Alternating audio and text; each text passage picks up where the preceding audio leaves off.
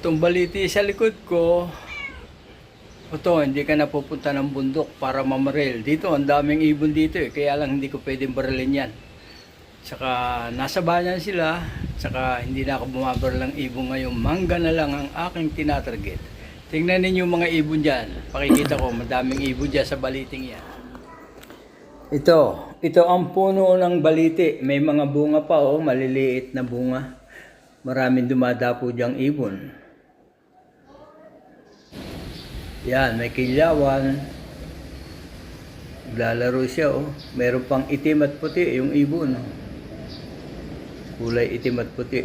Itong isa, dilaw at itim. Kilyawan yan.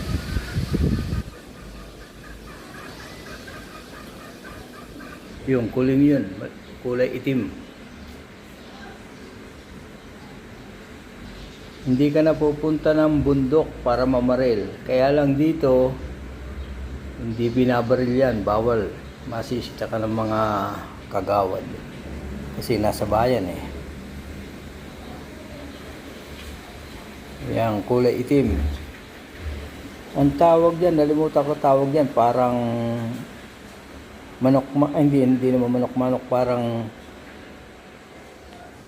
kuling yun, may puti ang pakpak.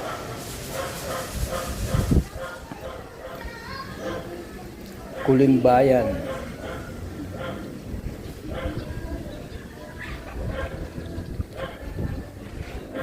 Ayun may dumapo pang isa sa kapilyawan.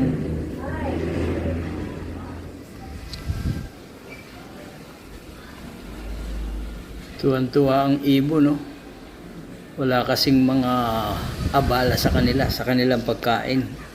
Nakatuwaan ko lang kunan ng mga video ito Yung mga ibon na ito Kasi natuwa ako, ang daming ibon. Lalo na pagka umagang-umaga kumakain ng mga iba't ibang ibon dyan.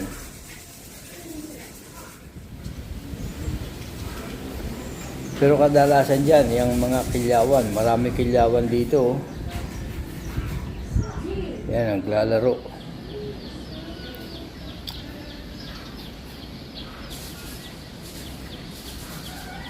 Yan, mga itim na ibon.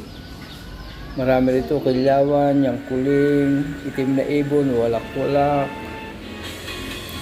Dati ito, makikita mo lang sa gubat yan, yung kilyawan na yan.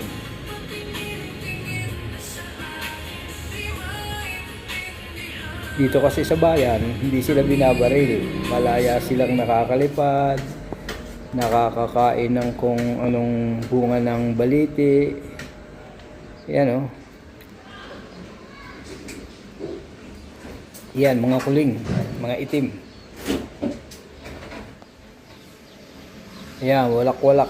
Kung tawagin yan, walak-walak parang. Dati, ang dami sa bundok niyan. Ngayon, narito na lang sa tabi ng bahay ko. Kilyawan.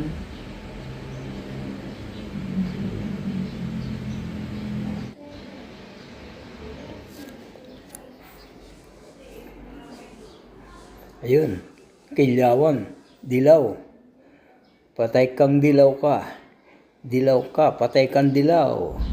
Dilaw na mangga pala. Ayan Hindi kilyawan ang binaril ko kundi mangga.